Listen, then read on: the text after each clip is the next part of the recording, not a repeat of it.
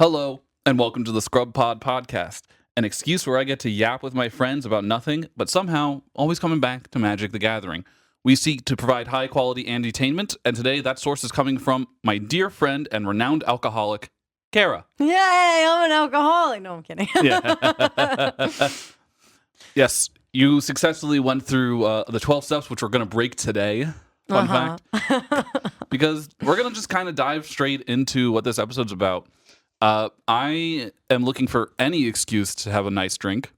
And so why not combine work with drinking? You know, like something an alcoholic would do. Well, alcohol is literally my profession, so. Yeah, you're a professional alcoholic, yes. I'm a professional alcoholic, yes. So, big fan of beverages, specifically the ones that require a ID over 21 in the United States of America. Yes. We have a very interesting culture around alcohol in America. We're very big binge drinkers, but, you know, that's because our brains are constantly bombarded by drinks that are very easy to drink. Nah, go big or go home. Exactly. That's where I'm at.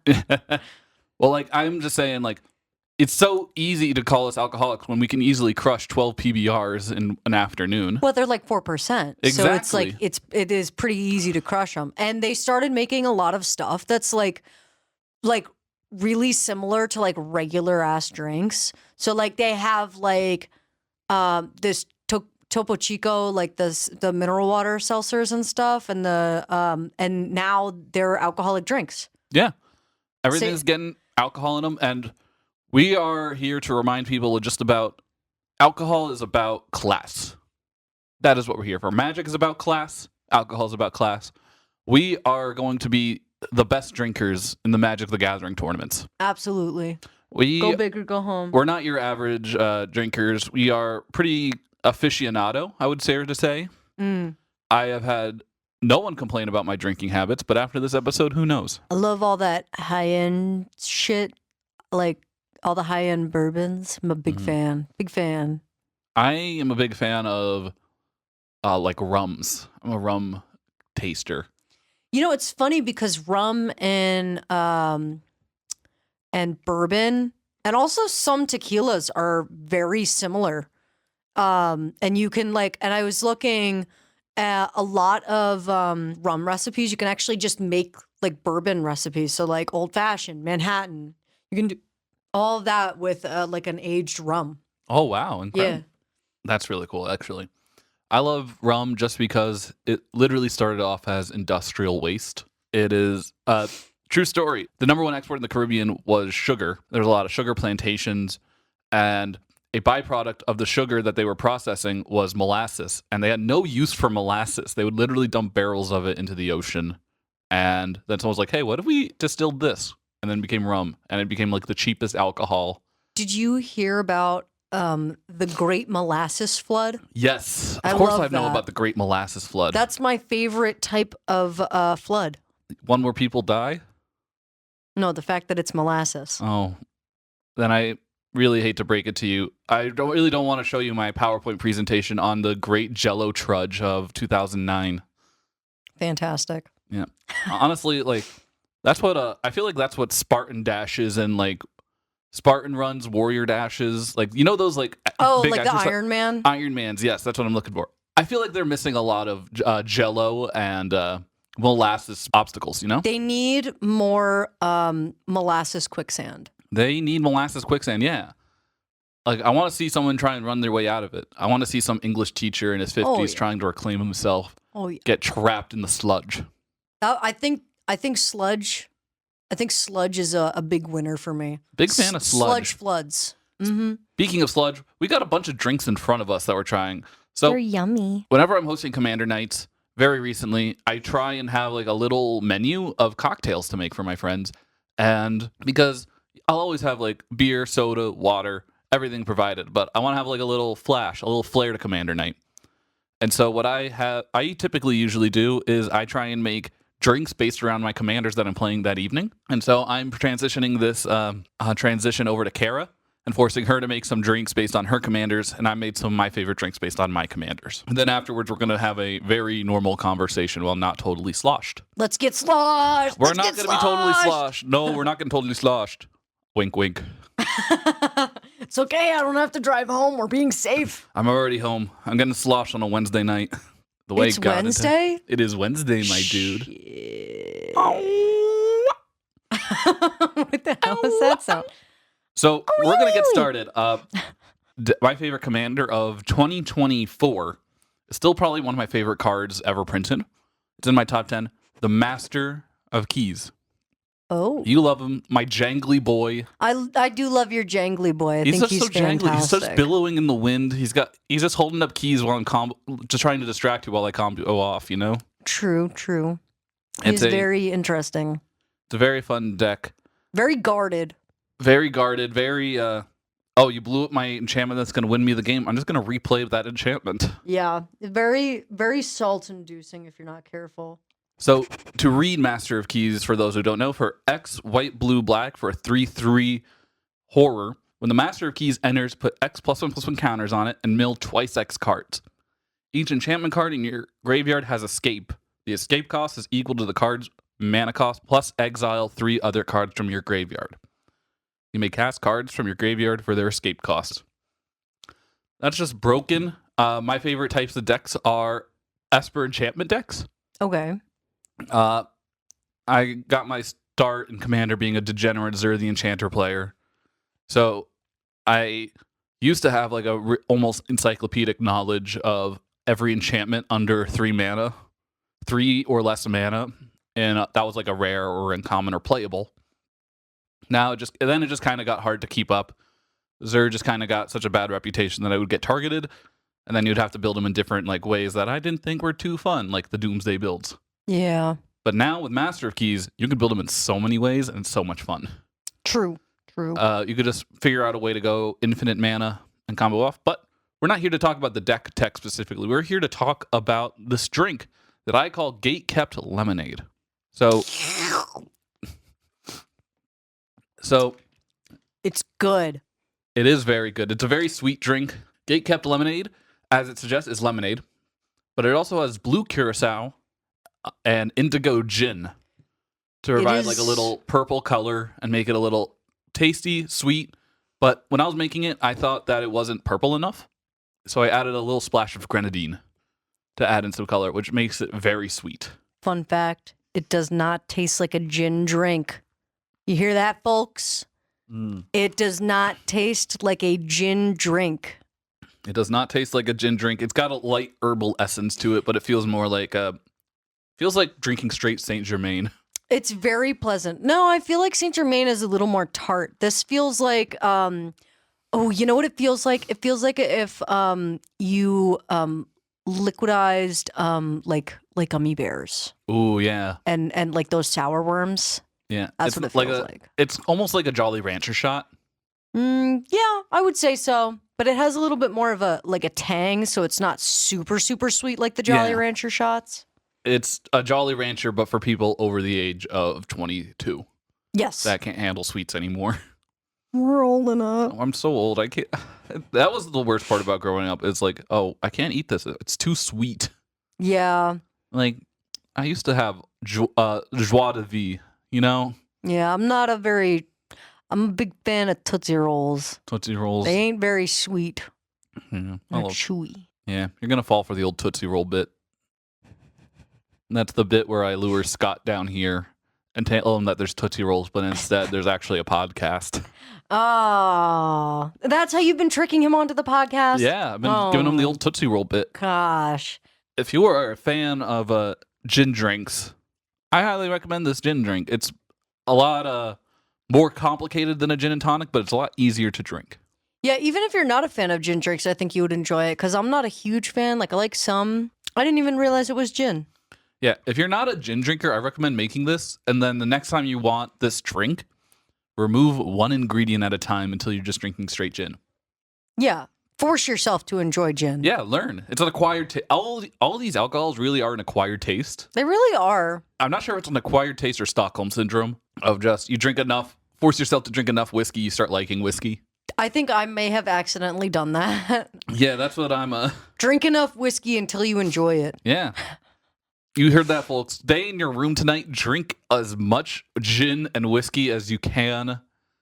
drink responsibly. Until you Or can't don't. stand up. No, no. No, drink responsibly. Drink responsibly. Don't follow anything that I do. I'm a Kara loon. you're proving my point of being the person I disagree with fundamentally most on a lot of things. You are my foil. You are my nemesis. Nemesis? Yeah.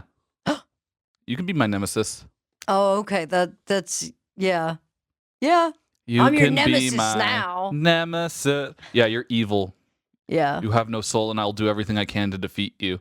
By the way, one of these drinks we're drinking tonight is poisoned. So Oh. It was mine. I poisoned us both. no. It was just bad. Boom. Roasted. Dang. So my gate kept lemonade. You can be as honest as you want in your critique. I think we're going to rank these based on your own personal taste, personal judgment, and based on Magic the Gathering flavor. What would you give this on a scale of 1 to 10? I think I'm gonna give it an 8.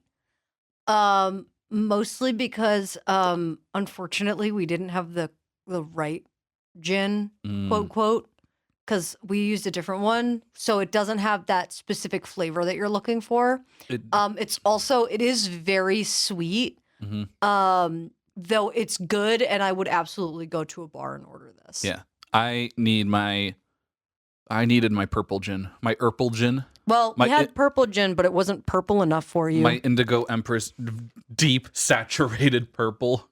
Yeah. I love purple drinks because I'm like, oh my god, I'm drinking something that's purple. Isn't that sweet? I know. I love that because it's got the butterfly pea tea stuff that it reacts with citrus. I think that's super cool. That sounds good. But we're going to move on away from the skate kept lemonade and we're going to talk about one of your drinks. What have you brought to the show and tell? Drinks.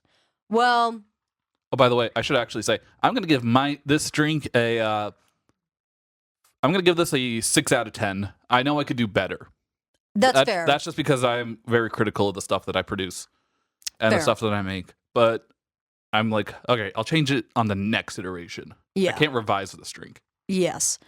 Well, so I can mix a drink, but I can't mix a drink. Like, I could tell you what goes good with stuff. I could tell you what goes well with other things and so on and so forth. I can go on saying like without specific examples, but I'm just being redundant. So this is my first time like genuinely mixing cocktails. So they turned out okay. But my first one that I would start with, I probably would one of my favorite commanders, because I love gambling. One of my favorite commanders. Gambling and alcoholism. I'm the trifecta of what's it? Vices. You're Miss Atlantic City 2025. Yeah, I really am. I actually do have a third one for this as well, but like I can't bring it. Oh. Because it's not a thing I can buy here. Oh. Yeah. Oh? Yeah. Oh. I'll explain it. That'll be the last one and we won't try it, but I will explain it. Oh, I'm excited. So I love my Mr. House deck, who I have a proxied card of called Cassius Saloon High Roller because all he does is roll dice. Mr. House states, whenever you roll a 4 or higher, create a 3/3 colorless robot artifact creature token. If you rolled a 6 or higher, instead create that token and a treasure token. You can pay 4 colorless and tap to roll a 6-sided dice plus an additional 6-sided dice for each mana from treasure spent to activate this ability. He costs 3, a red, a white, and a black. He's a legendary artifact creature, human, 0/4. The maximum amount of dice you can roll with him is 5 if you use treasure on all of them. But I think the gamble is fun, and because like I feel like he gives off like casino owner vibes.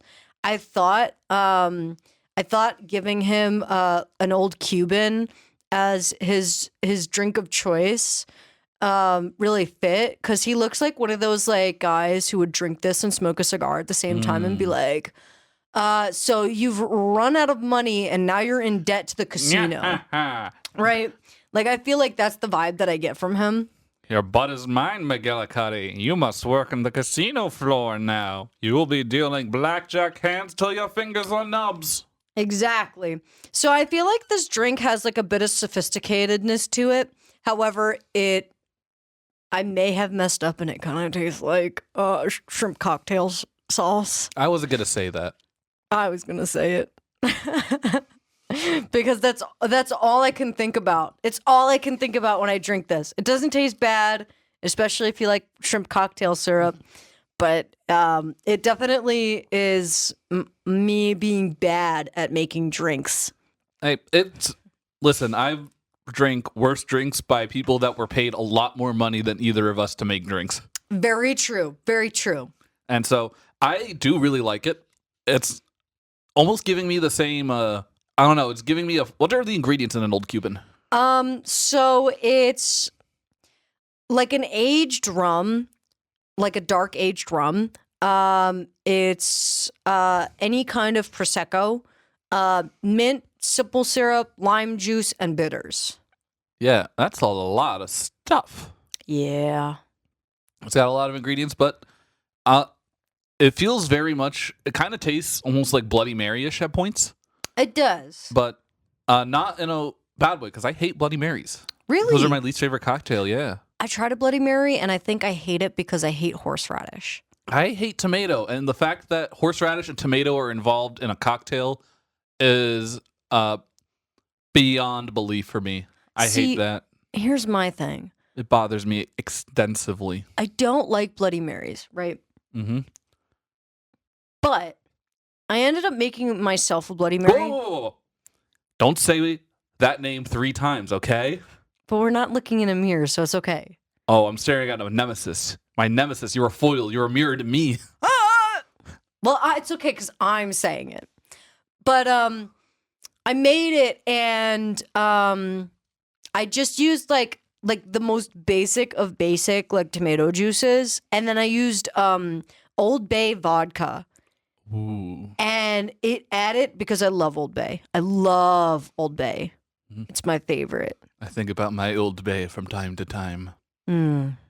But it's so good. And honestly, like if I didn't make as much as I did, I can't, no one can chug a glass of tomato juice. It's just unrealistic. If I have like a little half glass of tomato juice and a little bit of Old Bay vodka in the morning, I think I'd be fine. But to drink a whole like container of tomato juice, that's just asking a lot from somebody. I feel like if they made Bloody Marys like half as much, then it would be like okay. Yeah. And they need to get rid of this horseradish because I don't know who the hell is drinking it. What bothers me about Bloody Marys is that there's a big trend with like a lot of bartenders on Instagram Reels and TikTok. I use Instagram Reels, not TikTok, so I don't know if what I'm saying is 100% true. But they're just like flair bartenders that will just put anything on a stick inside the Bloody Mary. Yeah. And on one hand, I love looking at it in the form of a video where it's far, far away from me and I get to pretend like it's not actually real. I could be like, oh, that's AI. That's fine. AI is not fine, but like that's not real. That's not going to hurt me. But if I would see it in the real world of like someone put like a whole rotisserie chicken, I think I'd smack somebody.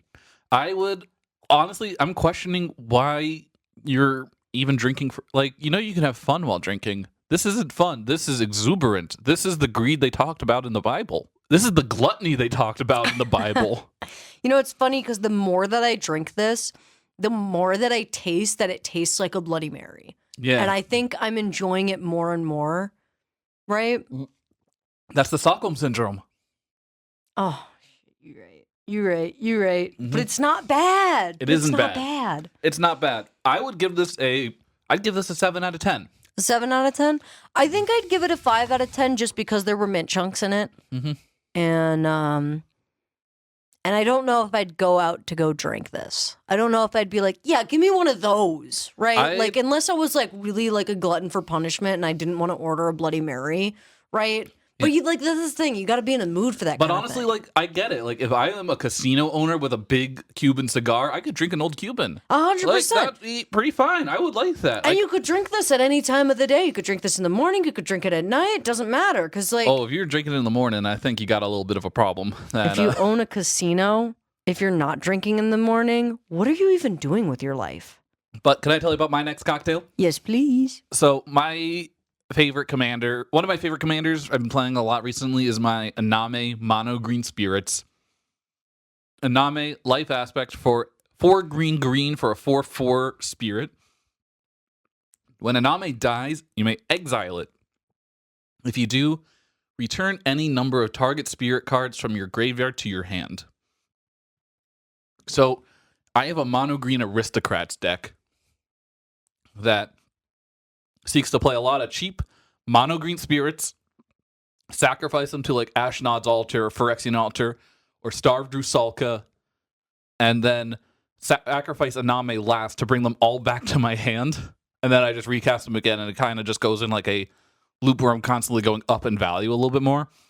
I have a couple of infinite combos in that deck, a lot of infinite combos now because I added a lot more fun stuff because I just found out. Well, I didn't just find out. I've really just been having fun trying to get Seki onto the battlefield, which is a mono green spirit that enters the battlefield with 8 counters on it. And if you would take damage, you get a 1/1 spirit and you remove a counter. And it's just a very fun deck. So I made a very fun drink. We're drinking my Aname Sours, which is a Midori sour.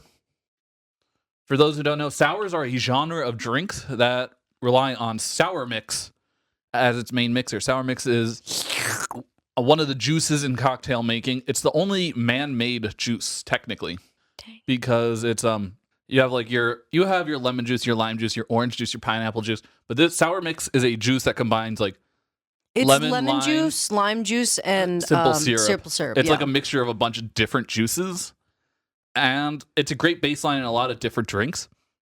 And in an Aname sour, it has Midori, which is Japanese for green, which is a melon liqueur, lime juice, Sprite or any lemon lime soda, and sour mix.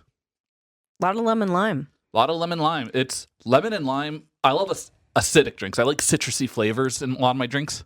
It's very tangy, and I like that it kind of like tickles my mouth a little bit with the Sprite bubbling, you know? The carbonation adds a lot of balance to it that the sour mix kind of just removes from.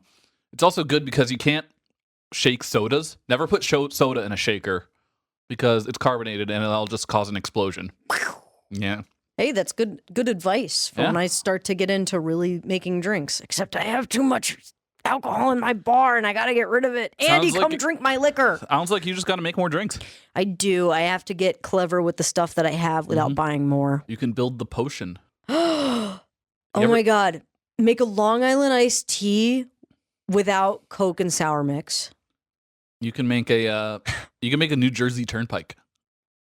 What the hell is that? It's at the end of the day when the bartender's cleaning out the bar mats and they pour all the excess spillover drinks from their bar mat into one cup. Not the bar mat special. Yeah, it's called a New Jersey Turnpike right here in the Garden State. Oh, wonderful Garden State. We get the disgusting drink that's from the bar mat runoff. I'm sure Delaware has a name for their drink. Maybe it's called Delaware. That place is garbage anyway.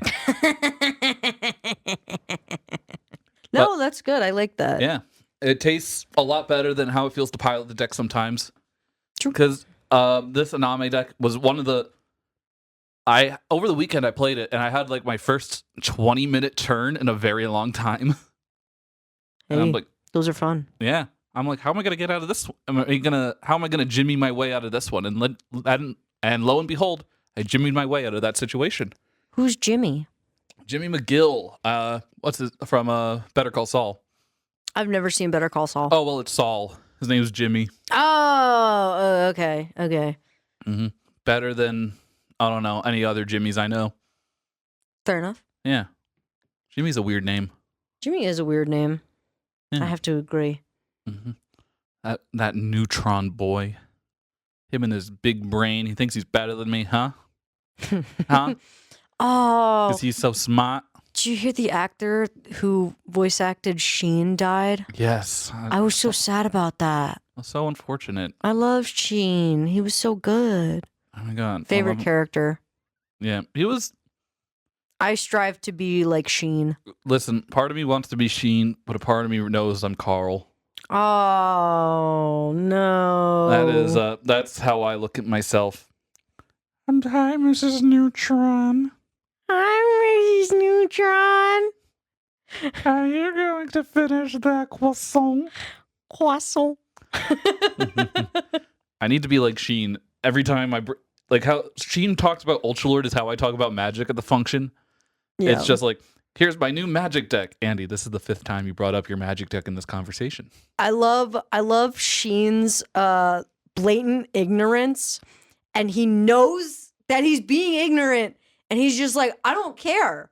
This is who I am. This is what I know, and deal with it because I think it's funny. And I'm like, yes, that's how I strive to be. Sheen is a good example of proving that you don't need to necessarily be Mormon in order to get your own planet. Because he had his own planet. He had Planet Sheen. Yep. Frankly, I want to go to Planet Sheen. And I haven't seen the show. That monkey was Sheen's friend. Yeah. The fearsome planet of the apes. Yes. Yes. Such a good show. You ever heard of Planet of the Apes? Yes, but I've never seen it. Oh, I'm talking about the planet, not the movie. No. No. Oh, heartbreaking. Heartbreaking. Anyway, yeah. Your Aname Sour. Rating. Aname. Rating. I'm going to rate this a 9 out of 10. 9 out of 10. Because this is just a drink I casually make all the time. And I bring it out. I play my Aname deck just so I can bring out this drink a lot more. You know, I think I'd give you that 9 out of 10 because I like how balanced it is. Very balanced. Though I could do without all the ice. That's just on you, yeah. My personal preference. Mm-hmm. But otherwise, it's a very solid drink. We have a long podcast to record, and so we need to water down stuff. Who said that? It's me and my show. The Buzz Killer. No, I'm kidding. Literally. Anyway, for my next cocktail, I decided to make something called the Wolf Ticket. Ooh. I found it and I was like, wow, this is oddly fitting. One of my commanders I play is Ginny Faye Jetmir's second. She states, if you would create one or more tokens, you may instead create that many 2/2 green cat creature tokens with haste, or that many 3/1 green dog creature tokens with vigilant. She is a 3/3 legendary creature elf druid, and she is 3 cost, with green being the main one, and 2 that have the choice of green, or you can also pay red and or white. She's one of those special split cost commanders. Hybrids. Hybrid. Oh, hybrid. I'm Andy. When I was originally trying to find a drink that I would say that she would drink, because ultimately the way that I came up with these drinks was like, would this commander drink this drink? Or what vibe do they give off? I originally thought that she would be like an Aperol Spritz kind of girly, or like a rosé. But I was like, I feel like because she's kind of like a mob boss almost, she would need something a little more sophisticated that still has that like sweet and tart, you know? So I ended up with this because this drink is bourbon, simple syrup, peach liqueur, and lemon juice, and a dash of bitters. And I completely forgot the dash of bitters, but it's okay because it tastes great. It does taste amazing. It almost reminds me a lot of like a paper plane. I've had only really crappy paper planes. I've had great paper planes, especially recently. And it reminds me a lot of that. The peach and bourbon kind of really meld together and really enhance. Like you have the sweetness of the peach and you have the oakiness of the bourbon. Well, and then you get the tart of the lemon juice. Exactly. It kind of all levels itself out into one like consistent flavor, which I think is really nice. Mm-hmm. It's like, it looks like a Manhattan, but if tastes like not a Manhattan, it tastes like a good. Tastes like a good Manhattan. It tastes like a good. I think good Manhattan is an oxymoron personally. See, here's the thing. I'm not a fan of Manhattans. I'm a sucker for an old fashioned because you can do a lot with them, right? But a Manhattan is a Manhattan, and there's nothing you can do to change that. I don't really like them. I've only ever had one really good Manhattan in my life, and I think this would be like a slightly tart Manhattan. It's like a Boulevardier or something. It's like a sweeter bourbon drink. And it kind of gives off those kinds of vibes, but like, you know. I love it when bourbon is sweet. It doesn't taste too much like bourbon, but kind of like bourbon. I'm a sucker for bourbon. I made a whole PowerPoint on bourbon alone. Hell yeah. I can't wait to be presented with it. If we get a Patreon, then we can upload Kara presenting her bourbon PowerPoint to that Patreon. I will absolutely do that, and I will be the showboatiest showboat of me presenting this PowerPoint. Every slide you do a shot of bourbon. Every slide. I think there's like 19 slides in this. Shot of bourbon for every slide. I will absolutely do that. By the end of it, I'm gone. I'm going to do my PowerPoint on Pepsi, and I'm doing a shot of Pepsi every slide. Weak. Hey. Pepsi, 0 sugar. Pepsi Cola. Pepsi Man. I love Pepsi. Anybody that tells me that Coke is better is a liar and they're wrong. I agree wholeheartedly, but you know what is really good? Dr. Pepper. Your drink, the Wolf Ticket, I'm going to give it a 8 out of 10. Fire. I love it. I think I would also give it an 8 out of 10. I think if I went out to a bar, I would definitely order this drink, mostly because I love bourbon and it's something different, light, refreshing. It's definitely in the category of drink where I can only order it if I'm in business casual wear. 100%. I think I agree because of the way that they serve it. It definitely feels like if you're ordering an old fashioned, but you don't want that bite of that whiskey. This drink completely takes the bite away. Which is wild that it's... This Wolf Ticket... I was going to say, ironically, it's a wolf drink, but there's no bite, which is insane. It's the wolf got the ticket to the dentist, and they just yanked out all his teeth. Now it's a gummy wolf. And now he talks like this, because he ain't got no teeth. Hello, Homer. I'm Johnny Cash. I'm Johnny Cash. I'm Johnny Cash. But I got my last drink for you. Oh, you didn't say what you would rate your drink. I think I'm gonna have to agree with you. I may give it a 8.5 or a 9, just because again I love bourbon. But I mean, it could be made more correct than I could have made it. But yeah, and we are gonna move on to the last drink that I have made. It is a cocktail that I call "You My Favorite Drink."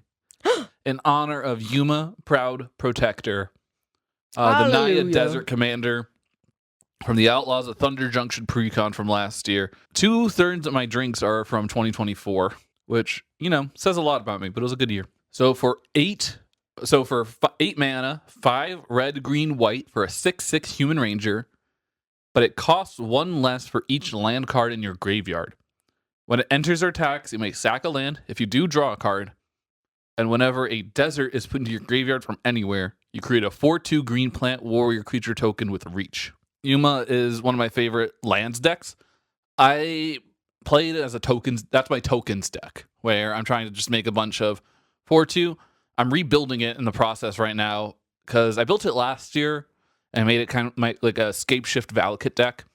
And then I've been playing a lot of other lands decks since then. I'm like, okay, I think I know enough about lands now to make this a very, very, very silly deck. I have a cool 4-card infinite combo in the deck that I'm putting in with Ice Till Explorer, a Shia, Voice of the Wild, and Yuma and Dune Chanter. Nice. Which Dune Chanter makes all your lands into deserts. Yuma says whenever a desert enters your graveyard from anywhere, you get a 4/2 plant warrior. Ashaya makes... Wait, nope, that's not infinite. No! Oh, God. Oh, God, no. Oh, Andy no. was wrong. You heard it here first, folks. I was wrong. I am a fool. I'm a fool, everyone. Andy's a fool. No. I'm kidding. We love you, Andy. Shaya makes all your non-token creatures into forests, and I thought it was just makes all your creatures into forests. Which Dune Chanter makes your creatures into deserts. So you could sacrifice your creatures that are also deserts, and you make a 4/2, which would trigger Ice Till Explorer. So whenever a land enters the battlefield under your control, you mill a card. So to put the top card of your library into your graveyard, you get a 4/2. That's a desert and a land. That's a desert. So the way that I thought the combo would work is if you play a land, you put the top card of your library into your graveyard off of Ice Till Explorer, which creates a 4/2 Cactus Warrior. And then, because the card you put into a graveyard is a desert, you get another land. You get a. I gotta restart this over. The drinks are hitting me. Nope, you're good. So the way that the combo I thought works was you would play a land and mill a card off of Ice Till Explorer. Your Dune Chanter would see this card as a desert, which would create a 4/2 Cactus Warrior off of Yuma. And that 4/2 Cactus Warrior, I thought, off of Ashaya Soul of the Wild, would be a forest, causing a landfall trigger off of Ice Till Explorer, which would then start the loop all over again, which would result in you milling your whole library and creating that many 4/2s. But I was wrong, and I just can't live without it. It was you got to see me live on air, realize that my deck doesn't work, so I got to figure this out again. Back to the drink that we were talking about. Fantastic drink. Listeners at home, it's hitting. It's okay. That's what makes it fun. The Yuma favorite drink is a prickly pear margarita. So prickly pear syrup is a cactus-infused syrup that has a lot of plant styling to it. It's very sweet for a cactus. Yeah.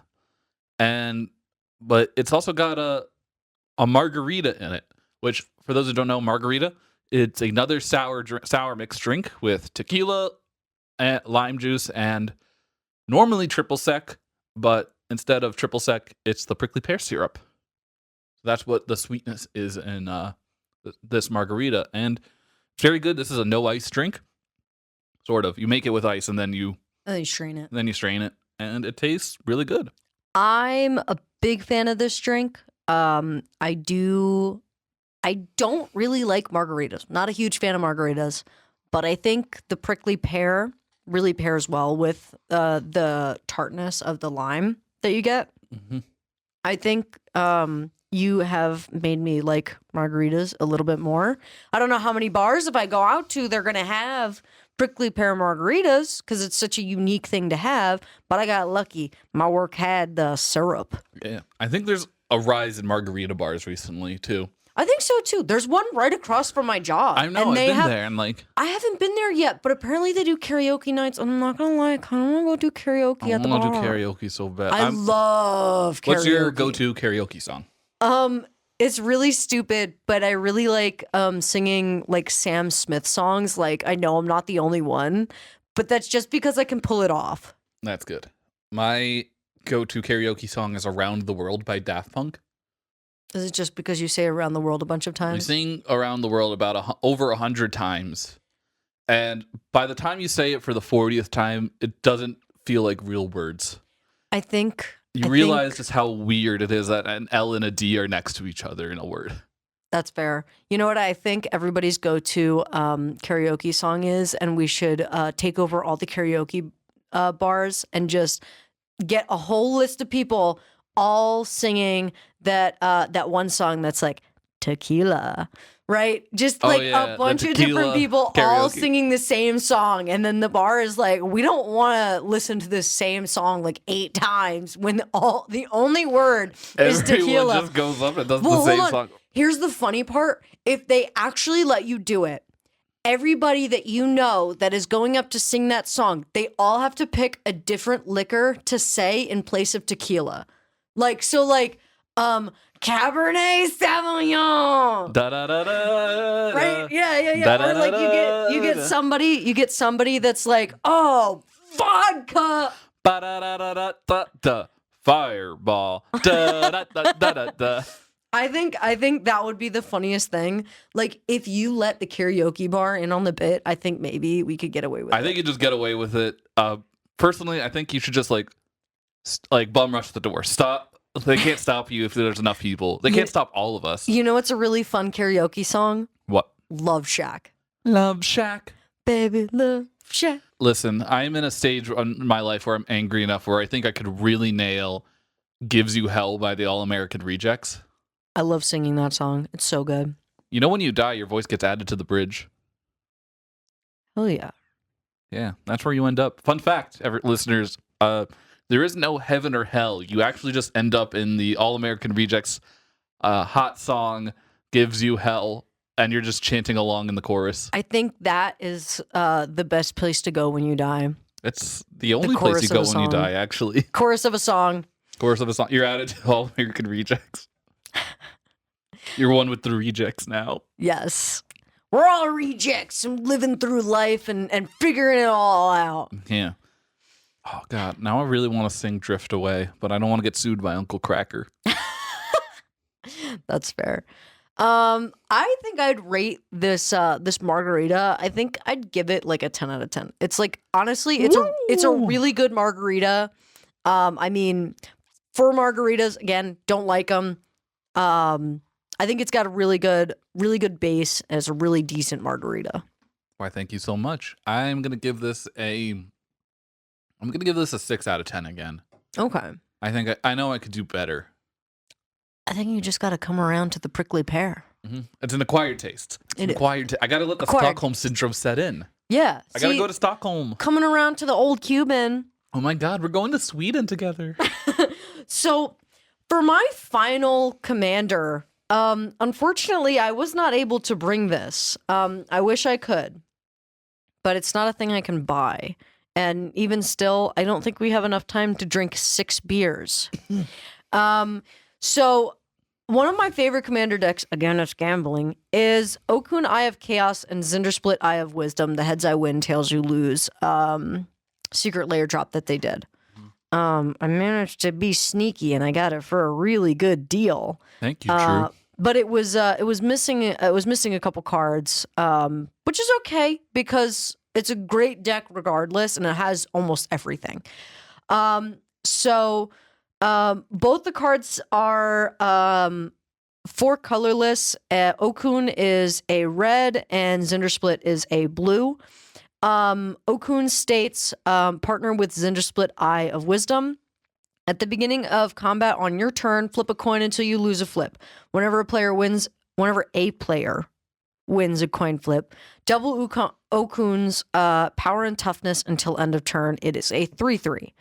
And then Zindersplit Eye of Wisdom says, partner with Okun Eye of Chaos. At the beginning of your combat on your turn, flip a coin until you lose a flip. Whenever a player wins a coin flip, draw a card. He is a 1/4.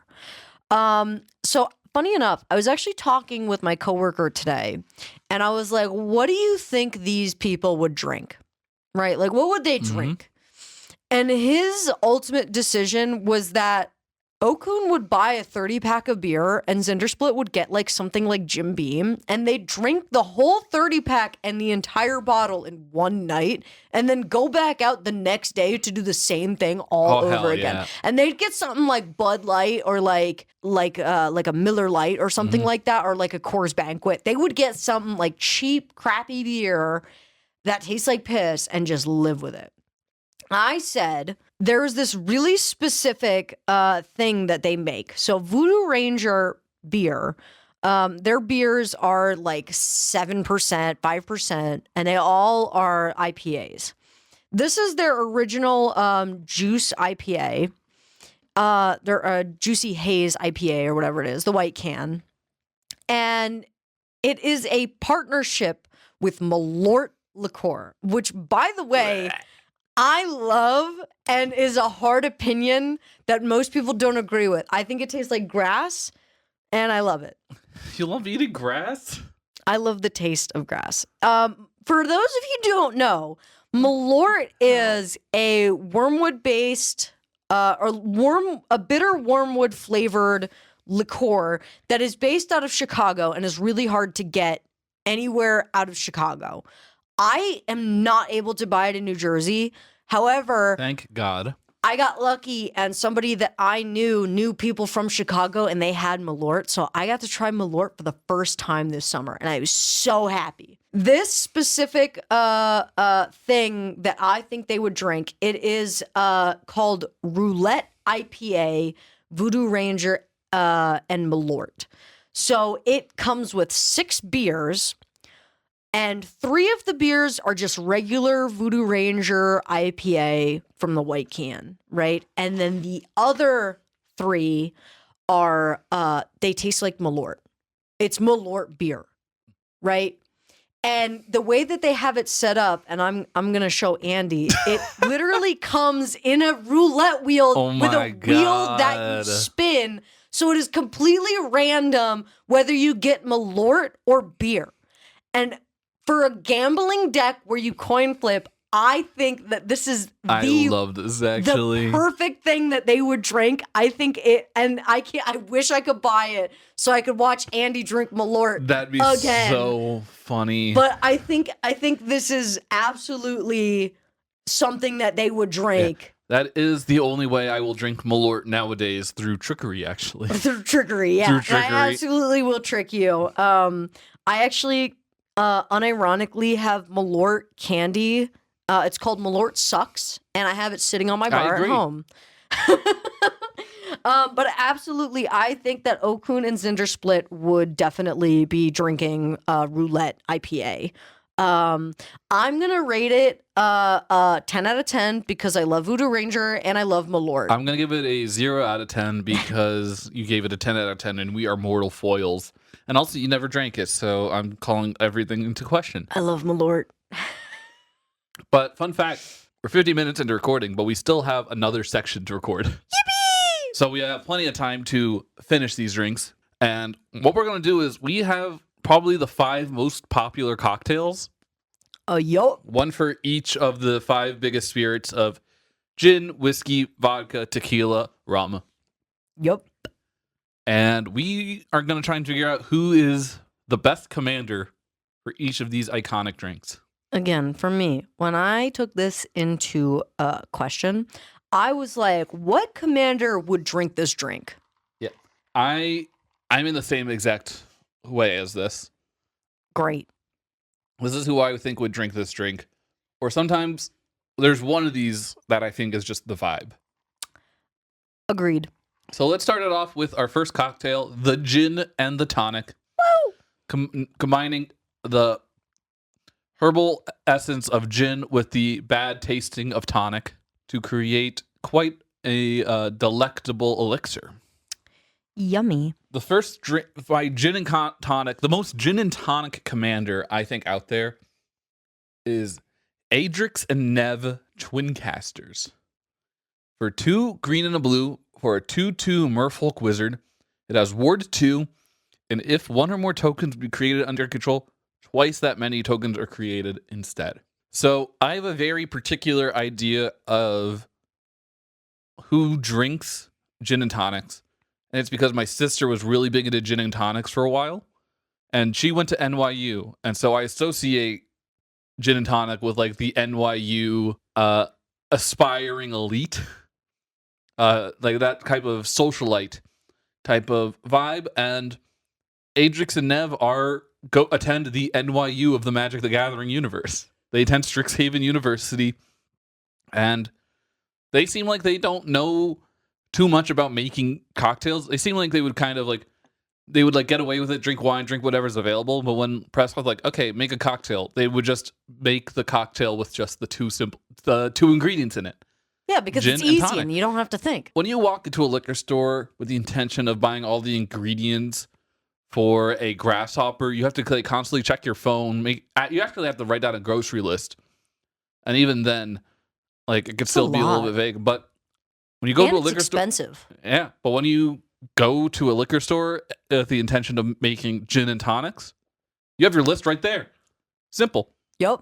And simple and efficient, just like Adrix and Nev Twincasters are at just making tokens. It's a doubling season. Or sorry, not technically a double season. It's a parallel lives with legs. It's a parallel lives with pants. It's a very fun card. I love playing with that card. You ever get to play with Adrix and Nev? No, but I own them. I bought the Just Add Milk secret I layer have drop. that same one too, And where they're so- on like a cereal box. Yeah, so I have that copy. And honestly, I love it. And I was like, hold on a second. Why am I not gonna buy the Just Add Milk whole commander thing if Sakashima itself is $40 and the secret layer drop in total is $45? Why am I not going to buy that and get 2 additional $10 cards that are selling That's individually? what I'm saying. So I was like, I want this card, but then I get all the other cards and the bonus card, all for The an extra coveted jewel, $5. Right? I love that secret layer so much. It's so good. I was like, I can't not have this. And I also can't stop thinking about the fact that people may cut up the Yargle Multani just so that way they could build the Yargle Multani off the I love box. But you know what I love? Yeah. Gin and tonics. They're pretty good. My cats are named Gin and Tonic. I was talking about your cats. Oh. They're very lovely. They're very good. They're so You have good. wonderful- They're your- such good boys. Your boys are wonderful. They're so... Tonic loves to yell. Yeah, Tonic yelled at me for the first time yesterday I'm to so- give him pets. I'm so proud of him. He's shy- he's losing it. expanding. He's getting over his social awkwardness. Jin is still socially awkward and will hide in the bedroom and not talk to anybody, but loves being held. Tonic just yells at you to pet him, but refuses to let you hold him because he's claustrophobic. I am such a Jin. I feel that. I feel like a lot of people are Jin. But what is your commander Gin and Tonic? So for me, I'm really bad at like trying to figure out like what like commanders are because there's a lot of cards that can be commanders, right? So I sat there and I was like, all right, give me popular commanders. And when I was scrolling through, I was like, this lady stuck out to me. It's Queen Marchesa. She is one generic, red, white, and black. She is a legendary creature, human assassin with death touch and haste. When Queen Marchesa enters the battlefield, you become the monarch. At the beginning of your upkeep, if an opponent is the monarch, create a 1/1 black assassin creature token with death touch and haste. She is a 3/3. Now, she really gives off the vibes that like would be like Gin and Tonic because she can't be tied down by really complex drinks. She's just got to be like quick with it, right? Like quick pour. The only other thing when I was looking at her, I was like, she really could be a margarita person, like on her day off. Like she could absolutely go out and be a margarita person, but ultimately, I feel like she's get Gin and Tonic vibes. Queens don't have days off. That's it. That's what I mean. You know what I mean? I know what you get. I'm getting. So see where like you're getting she's at. going for like the quick stuff, which is why like it's like I thought margarita for a minute, and I was like, no. I like to Gin think and that Tonic. she has the Trump Diet Coke button. Yeah, she definitely does. But I feel like, I mean, just look at her. This Yeah, I can lady's see that. drinking gin and tonics, unironically. She loves them. Now that I'm looking at it, it kind of looks like my sister. Kate, if you're listening to this, look up Google Queen Marquesa, and then go as her for Halloween next year. I don't know. I'll build you a deck with her, and I'll try and find someone that looks like your husband to be in the deck. Yeah, she definitely looks like she's drinking gin and tonics. Like, not in a bad way. Like, honestly, She's drinking gin and tonics in an evil way. She gives off power. She gives off dominance. Like It's class. It's simple. It is elegant. She looks like she gives off elegance. Yeah, because a lot of these cocktails, especially if you go to like a cocktail bar aimed at like younger drinkers, like 21-year-olds, it feels very much like sometimes it feels a lot like going to IHOP and having to ask for the Rudy Tooty fresh and fruity. Yes. Like where it's just embarrassing. Like, can I have the fruit pancakes? And the waiter pulls out a gun and puts it in my head. It's like, what did you say? Say it again. You want, what do you want? Andy, what do you want from IHOP? Say it, white boy. Say it, white boy. You want to. Tooty fresh and fruity. Damn right. I can't handle that. This is why I don't go to IHOP. All their names for stuff is stupid, and I hate IHOP. This is why I love Denny's. Denny's Favorite restaurant. I play Animal Crossing. I literally restarted my entire island to name it Denny's. Unironically, my island is named Denny's. I have that Finch self-care app. I named my bird Denny's. Does anybody want a grand slamwich from Denny's? Damn, I never seen the passionate side of Denny's from I you. love Denny's. I will fight somebody for Denny's. See- Sucks. There's no Denny's in New Jersey. Got to drive all the way out to PA. Mm-hmm. See, whenever I think of Denny's Grand Slam, which is their iconic dish, I only think about Jimmy Fallon playing egg roulette with Ed Norton. I always think about that one clip. You remember Charlie the Unicorn? Yes. Right? They did a weird like side clip like when they redid the entire thing. And they were like, all right, we're going to put them at Denny's. But the waiter keeps insisting that they have Cheddar Bay biscuits. Come on, Charlie, we're going to Denny's. You want some Cheddar Bay biscuits? I want some Cheddar Bay biscuits. Oh my God. And then the waitress is like, you want the Grand Slamwich. Oh my God. It's my favorite internet clip. It's so good. But Charlie the Unicorn is a very old YouTube video. But it's so good. It's a classic. But it's so fashionable. It's like and fashioned. It's like- old and fashioned. but it's like llamas with hats because they're old and they're old fashioned. We cannot go on my llamas on hats tangents. I could talk about that for hours. Me too. It's so deep. But we got to talk about our next drink. Right. Old fashioned. Old fashioned. Old fashioned. We're talking about which commander we feel is the most. What's the most old-fashioned commander? You know, this diner is still serving. This EDH game is still casting commanders the old-fashioned way. Hell yeah. Off of their Warren Power Stones, Thran Dynamos, and Demir Aqueducts. How did you take your old fashioned, Andy? I take my old fashions with. I need the muddled fruit at the bottom. No. Gotta be clean, crisp. No, I'm a messy person. I'm chaotic. Huh? Right. I hate when I go out somewhere. They muddle the fruit and then they put chunk like well ice in it rather than the ice cubes. Right. Mm-hmm. When they put well ice in it, it waters down the drink too much and it ruins the bourbon. Fair enough. But I only did that at my restaurant because I know how much It's a pain you in the hate ass. that, and so that's why I do it. No, you know what? Your other bartender did it, and I was like, and he's like, "You really want me to remake it? And I'll get you the chunk ice." I was like, "No, it's fine." Yeah, you got to get the ball ice. No, they had cubes, not balls. Where are No your balls at that restaurant. no testicles, only cubes. Straight up geometric down there. Hell yeah.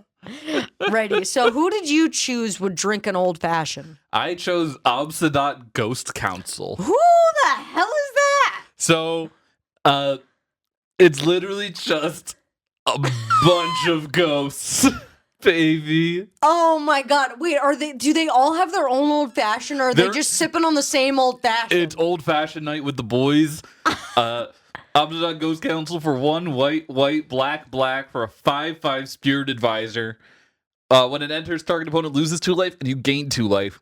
At the beginning of your end step, you may exile them. And if you do, you return to the battlefield under control. At the beginning of the next upkeep, it gains haste. Seeing this picture, I think these boys are definitely having a poker night. Yeah, it's just a bunch of boys hanging out together. A bunch of old ghost boys hanging out, drinking slamming old fashions. They're slamming them down. This They're going, goddamn taste of Karlov is ruining the Orzhov. the amount of people in that room, they have to be going through at least 2 to 3 bottles of bourbon worth of old fashioned. You can't. They're all spirits because they died suffocating on the cigar stench. Oh, you're so right. Do you think they would go to House's casino? Yes. I think those are like the investors. They're the invest. They're what's keeping the casino alive. Yeah. They were like, some of them come from, I like thinking some of them come from oil money and come from. For sure. When My father built these railroads and I'll tear them apart. When I was thinking of a cocktail for house, I was thinking I need something that looks like oil. Mm-hmm. And that's where I came up with my old Cuban, because it straight up looks like motor oil. I was gonna say I love motor oil. You love What the drinking hell? motor oil? You know, the robot in me is just like, sometimes I need to be well lubricated and just. Yeah, Andy. Andy's a clanker, everybody. I'm a clanker, straight up clanking it, and by it, let's just say I mean my nuts and bolts. So for me, for old fashioned, and I consulted with a couple of people on this. I had two options, and both of them were fantastic. My first option is Elish Norn. Ooh. Specifically, Elish Norn mommy, who is Elish Norn, Mother of Machines, pay 4 and 1 white, legendary creature, Phyrexian predator. Predator? Praetor. Someone's didn't study the Roman Empire. I'm illiterate. It looks like predator, but there's no T. There's no D. She's a mom, not a predator.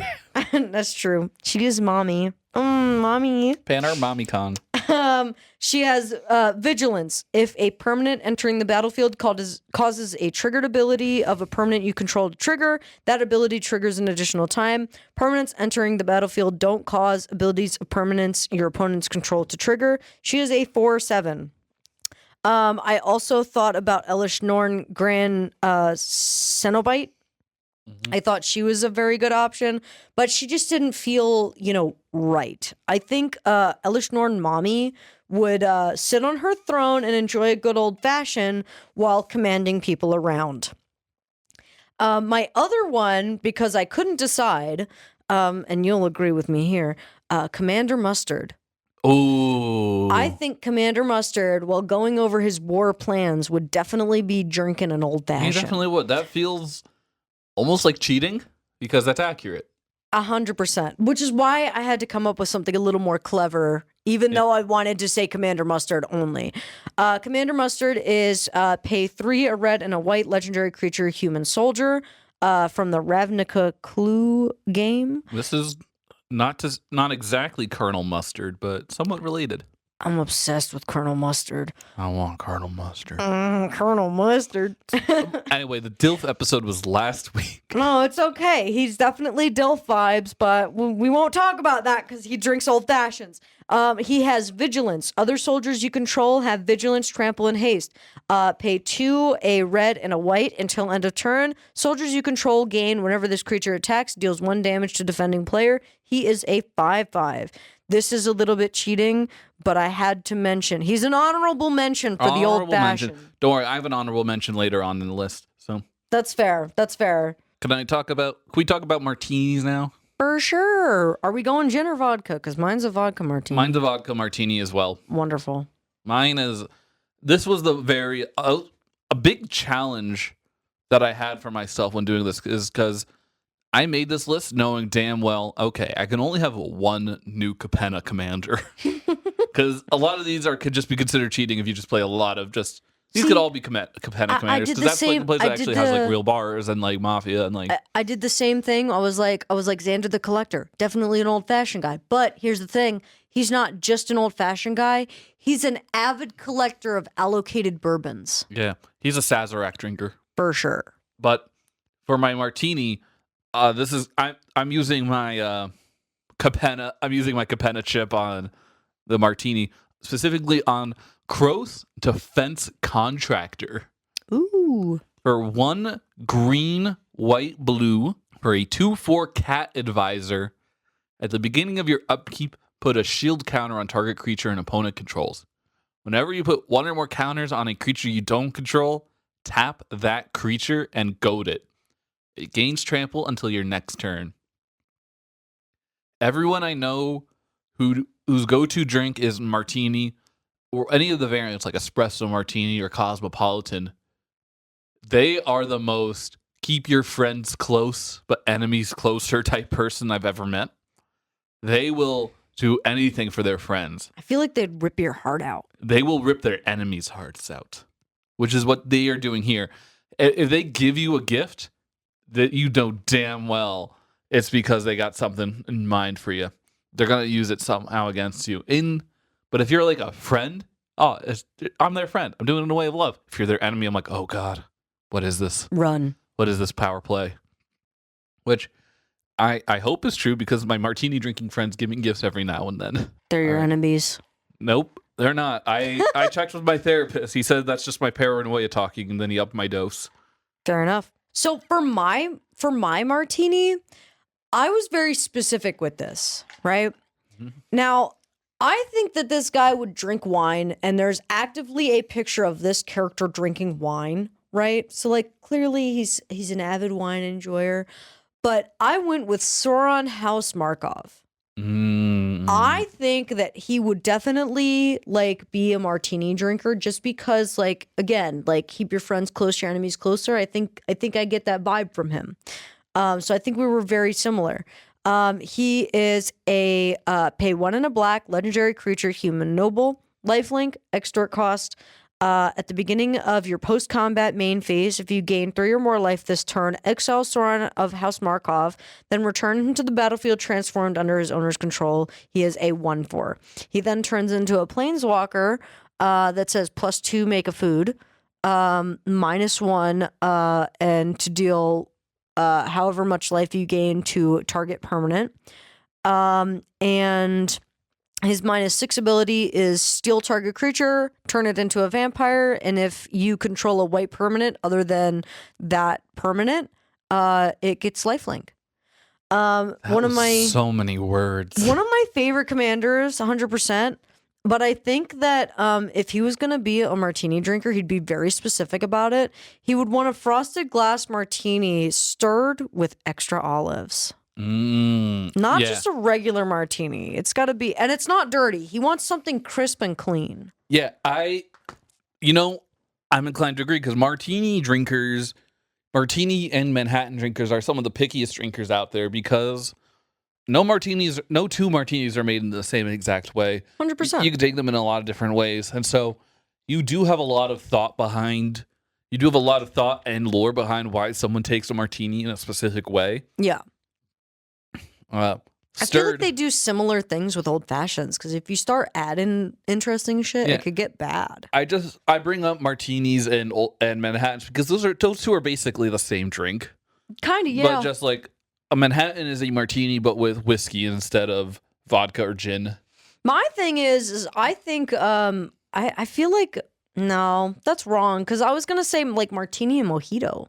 Because if they don't do it right, like I feel like people are gonna get upset. But it's the thing with if you make a bad mojito, it tastes bad. But if you make a good martini, to some people, it's still gonna taste bad. Very true. But you know what I want? What? A margarita, which is the next cocktail on our list. Margarita, prickly pear. We have a prickly pear margarita after Yuma, but I do not think Yuma is the regular margarita type. the best advocate for the traditional margarita. Who's your choice? My choice, it boils down to one simple thing. In all of life, there's one acronym. In bartending school, in all of life, there's one acronym you need to know. M&M. Moms need margaritas. M&M. So I needed to pick a really good mom commander. And so the one I settled on was Atla Palani, Nest Tender. Okay. For 1 green, red, white, 2/3 human shopping. You can pay 2 and tap her to create a 0/1 green egg creature token with Defender. And she also has, whenever an egg you control dies, reveal cards from the top of your library until you reveal a creature card. Put that card onto the battlefield and the rest on the bottom of your library in a random order. So she is from, canonically, Ixalan, which is the Central America themed set, which when I think of tequila and tequila drinks, you kind of have to think about Central America because technically tequila only exists in a certain part of Mexico. It's made in Tequila, Mexico. It's only made in Mezcal is made in Mezcal, Mexico. Mm-hmm. It's the same thing as Champagne, France. Yes. And so she is just a mom that's having a hard time. So when she does get the opportunity to go out and drink She needs a fun drink. She needs something sweet, but not like apple juice sweet, which she's used to drinking. Nope, fair enough. You can go with the espresso martini, but you're gonna have coffee the next morning anyway. I mean, if you made it with decaf, but yeah, I guess if you're so used to coffee all the time. Yeah. So we need something fresh and fun, which is why she is my margarita pick. She is out for a fun time. She knows she's gonna get a little silly with it. She's feeling tipsy after one, which is enough for her to like really let loose. She probably won't have a second one, but like, I mean, if she's really feeling it. But by the second one, she's like, "Oh, I'll miss my kids so much." And then she goes home. And then she goes home, and then she's like, "Oh, my kids are asleep. I can't be weird around them." Yeah. So for me, I was, again, really specific with it, but not specific enough almost. So I was scrolling through Merfolk commanders, right? And I was like, all Merfolk give me the vibe that they would drink margaritas. I think that if you put any Merfolk and a margarita in a room, they would enjoy it. However, I said they insist on top shelf tequila. They must have top shelf tequila, Repo or Añejo. And so they're drinking like Don Julio 1942 or Clase Azul in a margarita when that shit should be drank on the rocks, for sure. They are completely destroying the margarita, or they're completely destroying the tequila by putting it in the margarita because they think it makes the margarita fancier. However, I did give a very specific commander for this that I said would be the top tier for margarita drinkers. She looks like the pinnacle of margarita drinkers. It's Tavasa the Sunlit. She is a green, a white, and a blue legendary creature Merfolk shaman. Tavasa the Sunlit gets +1/+1 for each enchantment you control. Whenever you cast your first enchantment spell, each turn, draw a card. She is a 1/1. And she literally looks like she's holding a cup of margarita and pouring it into a margarita river. She is the pinnacle of all the margarita drinkers, and any merfolk follows in her footsteps to drink margaritas. She is not one for top shelf margarita, but every other merfolk is definitely like one of those top shelf. I'm inclined to agree with you with everything on except for one. Yeah. It's pronounced Tuvasa. Well, I've never seen that card before today, so.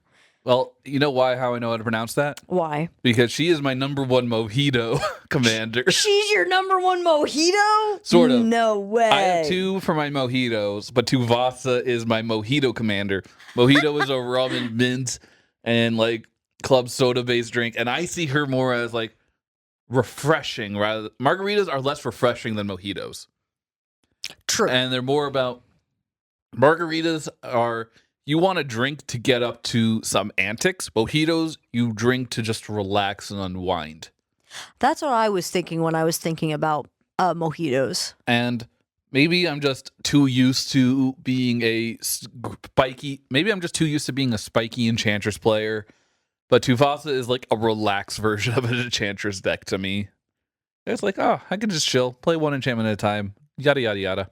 Agreed. But she was my mojito commander. But I also had a second mojito commander, which is it's not a merfolk. Okay. Because it's specifically a Vidalcan fish detective. It's Morska Undersea Sleuth, a 2/3 that says you have no maximum hand size, and at the beginning of your upkeep, you investigate, which means you would create a clue token. And whenever you draw your second card each turn, put 2 +1/+1 counters on Morska. So there's a show I've never seen, but I'm just assuming, based on the vibes, that I just want to be Magnum PI, who is a detective that lives in Hawaii. And he's living that beach life. I know I did a lot of research, and I know he drinks old Dusseldorf beer, but Morska is the Tom Selleck of magic, in my opinion. Side note, if we're talking about that, I think Mau, the commander, would be the perfect for Pupper's beer from that one show, Letterkenny. Oh yeah. You know, the Canadian Pupper's beer? To be fair, That's definitely a Mau commander drink. Mawoo. Mau. Keep pronouncing things. I'm trying to think you're doing it intentionally. No, I'm just illiterate. And I think that I pronounce things phonetically. So if you put something in front of me, I'm going to read it phonetically every time. We'll put this to the test. But Morska, I thought was just, that is the drink, a mojito. I just love the idea of a down-to-earth detective just drinking like a mojito on like the day off of their case. They're on vacation and then suddenly there's a murder and only he's the one that's qualified enough to investigate it. 100%. But he would be drinking a mojito. And it's a classy like tropical drink. That's my go-to, like warm weather, I'm outside, there's water near me drink. Big fan of mojitos. By the way, Andy makes a fantastic mojito. 10 Damn right, out of Shoddy. 10. Best mojito I've ever had. We literally did a margarita lineup of a couple of different bartenders, and Andy's was perfect. Damn right.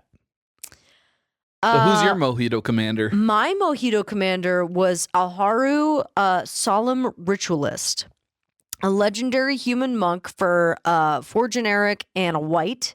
When Alharu Solemn Ritualist enters the battlefield, put a +1/+1 counter on each of up to 2 other target creatures. Whenever a non-token creature you control with a +1/+1 counter on it dies, create a 1/1 white spirit creature token with flying. Partner. He is a 3/3. So when I was looking at his face, and I was, again, talking about this with my coworker, looking at him, he looks like the type of guy and Andy, I'm going to show him to you. I'm looking at him. You're looking I'm at him looking right at now? him right now.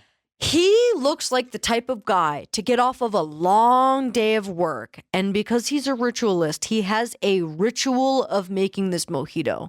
And he will actively go out to bars and judge people if they make it wrong. He has his own mint that he grows, and he does the perfect mojito like you make.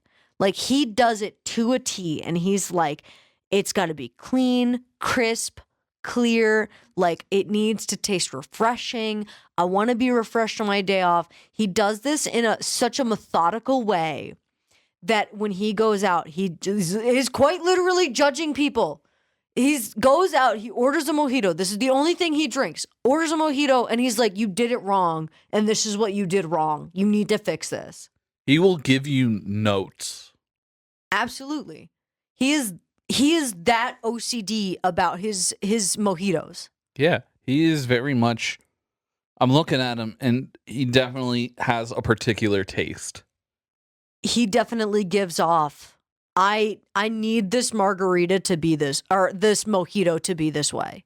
Yeah, he is definitely a control freak. He's definitely someone that doesn't have a lot of control over their life, and so what they're seeking to do is using the one area of their expertise to control other people, to really reinforce and perceive the idea that they know what they're talking about, but really they come across as an asshole. Oh yeah, he's one of those picky assholes that's like, you're doing it wrong. This is how you do it, and the only right way is his way. Sometimes people make mojitos wrong. There's a lot of people that come from like vodka and gin backgrounds that don't drink a lot of rum drinks. And they make it wrong because they know rum drinks are supposed to be very sweet. They're also supposed to be crisp. Mm-hmm. That's a good way to put it. Most rum drinks should be crisp in one way or another, unless you're drinking it neat. Yeah, I love rum drinks so much. Those are my favorite types of drinks. I'm a very big rum and cokes are my go-to like casual drink. I'm just like, I'm home alone. I'm gonna watch some TV and unwind. I'll get like a little glass. Fill it with some rum, fill it with get a can of Coke, fill the Coke up to the brim, and then slowly whittle it down, and then add more and more Coke to it. My casual when I get home from work drink is I take one of those Glencairn glasses, which is a very specific glass to drink bourbon out of, and I just fill it with like basically a shot of bourbon, and I just sip on it. That's classy. I'm very classy when I get home from work. Yeah, I don't like all the sugars. I love sugar. I have a very big sweet tooth, which, talk from our conversation earlier, it's a lot less sweeter than it was when it used to be. Because, like, not that I ever would drink alcohol when I'm under the age of 21, but hypothetically, if I was in college and drinking a lot, I wanted the sweeter stuff. I wanted Pink a lot more Whitney. rum. No, I did stoop as low to Pink Whitney a couple of I times. also did. My big drink Hypothetically. my big drink when I was in college, when I was 21. Hypothetically. It was raspberry Smirnoff and Coke, and it tasted like cherry Coke. That sounds so good. It's so good. I will canonically, if I was gonna hypothetically go to the beach and drink, hypothetically, I would put it in a cup and just basically say I'm drinking soda. Honestly, that's the vibe. I love that. It's definitely a beach drink, Coke and raspberry vodka, for sure. Yeah, no, rum drinks, I need to be by the beach to fully appreciate them. Oh yeah. Well, sort of. I like them when I'm inland, but like if I'm drinking I could drink a rum, like I could drink like any rum cocktail inland, and it could be a 10 out of 10. But if I'm drinking that same exact drink at the beach, it becomes 11 out of 10. Oh, 100%. Like you add to 100%. it. Something about the ocean air that just makes rum so unforgettable. It's all about location for every alcoholic beverage. If you're drinking a margarita on the sands of the lake, like I again don't generally drink margaritas. I got a mango margarita made for me on the beach, and it was the best margarita I've ever had in my entire life because it was on the beach. I'm not gonna lie, I kind of want to get lost at sea. Like, but would you get lost at sea with liquor, or would you just get lost at sea? so like the way I'm imagining is my plane is gunned down by the Japanese, and I'm on a raft in the Pacific. Our only rations are 4 bottles of rum and a rope used to catch albatross. That's fair. You know what? You said that you had been gunned down by the Japanese, so you're in the Japanese Ocean, and your shirt is Godzilla, and I'm like, no, Godzilla's coming after you. I'm wearing my Godzilla shirt, and I'm gonna be lost at sea. Godzilla's gonna come after you while you're lost Don't you at hate sea it when drinking you're lost, rum. when you're lost in the Pacific, and as soon as you see land, Godzilla emerges from the ocean and just breathes his radioactive flame on you? I'm obsessed with the Pabst Blue Ribbon collab that they're doing with Godzilla. I think it is a fantastic collab. And my other thing is if for anybody who's listening, they need to watch Shin Godzilla. Best Godzilla movie of all times. Of all time. I am inclined to agree with my nemesis. I think Shin Godzilla was done very phenomenally. It definitely is the best modern Godzilla. I'm always 100%. a fan of The classics are good, but if you want to watch something to get yourself into Godzilla and you want something modern, I think this it's a good is starting point if you know fantastic start. It's a very good opportunity. You can watch the blockbuster Godzillas, but if you want to watch a good movie, The Shin Godzilla ties classic Godzilla with the music and the way and the pacing and the way that they portray Godzilla. It's all very classic. However, the way that they shoot the movie is very modern. So it gives you both aspects of modern and classic when you watch Shin Godzilla. And it has the stakes of, oh, this is a representative of a destructive force that's more powerful than something possibly comprehensible. This Shin Godzilla gives you that true fear that you're looking for in a Godzilla movie. Yeah. I think anybody who's trying to look to get into Godzilla should absolutely watch Shin Godzilla. I have recommended this to several different people, and they've all come back and said, that's fantastic. I'm going to watch all the Godzilla movies. Start with that movie. Tell me I'm wrong. I won't tell you you're wrong. I'll tell you that somewhere on my favorite Godzilla movie is Destroy All Monsters. That's a really good one too. Like the original one with the introduction of King Ghidorah, which King Ghidorah. King Ghidorah, Ghidorah. King Ghidorah, take me to your leader. That's a shout out to MF Doom. I think Manila is some fuck ass creature that should not exist, but I understand why he exists. I built a deck because Magic and Godzilla did a collab back in 2020. I have the Shin Godzilla card. I'm about to talk about one of my favorite commander decks, actually, which is my Aluna deck, which was a teamer, like sneak and show deck where it's all about cheating and big creatures. But my commander was, I was building the deck, and I went to one of my local LGS gaming stores, and they had a bunch of French Ikoria packs. And I opened up my commander in French, in borderless French, which was the Aluna reskin was Ghidorah. So it's Ghidorah, King of the Cosmos, but it's in French. So it's Ghidorah, Rue des Cosmos. I love it is so your Mecha Godzilla deck. I think that thing was so cool. My Hangerback Walker. I had a Universes Beyond Gruul artifact deck based around Blaster Combat DJ from the Transformers set that had the twin cons were basically just a bunch of artifact creatures, then give them modular and swing, like the Mecha Godzilla, which is Hangerback Walker, or the Assaultron Invader, which is Walking Ballista. I had the Ozolith from Lord of the Rings. I had a lot of Universes Beyond cards in there, and I loved it so much. Shit. I love that deck so much. Everybody should watch Godzilla. 100%. If there's one lesson if there's two lessons, if there's three lessons you should take away from this podcast, it's one, drink responsibly. Yes.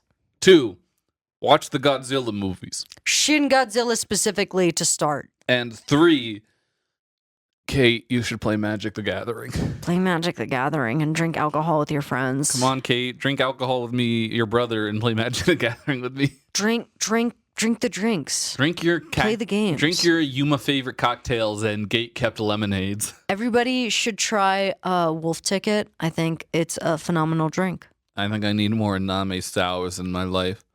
I'm still a big fan of that Master of Keys drink.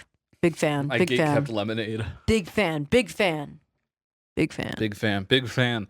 And I'm a big fan of all of you listeners. Thank you so much for making this podcast possible. Giving me some way to talk to you is a very big pleasure of mine. I like not just screaming into an empty void. Yippee! Thank you. And thank you for having me back on, Andy. I was curious when you'd have me back on, your nemesis. I needed time to recharge from our last endeavor with our secret layer serial killers. Still good. Good. And you antagonizing me. Antagonize. But what I really, well, listeners, if I could do one more favor, can you leave a like, comment, subscribe? Talk about your experiences with alcohol and Magic the Gathering if you're over 21. Or talk about your... If you like and subscribe, I'll come and I'll like your comment and I'll tell you what whiskey or what liquor I think that you would be. You heard it here first, folks. Kara will let you know what liquor you are. And if you're under 21 and looking for something to comment, just comment, I love you, Andy. Yes. And I'll like that and respond with, I love you too. 100%. I will tell you what liquor you are if you comment. What liquor am I? I think you give off 21-year-old rum vibes. Hell yeah. Like definitely like heavily aged, sophisticated rum. I am very sophisticated rum. I've been around the block enough times to know how crazy I am, but I know how to hone it. Oh yeah. And that's why you're aged rum. Thank you so much, Kara, for joining me today and talking about wonderful cocktails, making me some very wonderful drinks. I'm glad you enjoyed them. It was lovely as ever to have my nemesis on here. Yippee! Glad to know that the ScrubPod podcast is allowing me to keep my friends close, but my enemies even closer. Yes, I'm your closest enemy. You're my closest enemy. And as always, we end our podcast with the same old catchphrase, which is... I love you. You're the first person I ever had to you're the first person ever to not have me tell you what the catchphrase was at the end. So I appreciate We love you. We love you, listeners. Have a wonderful life, a wonderful day. I will see you soon, listeners. Bye.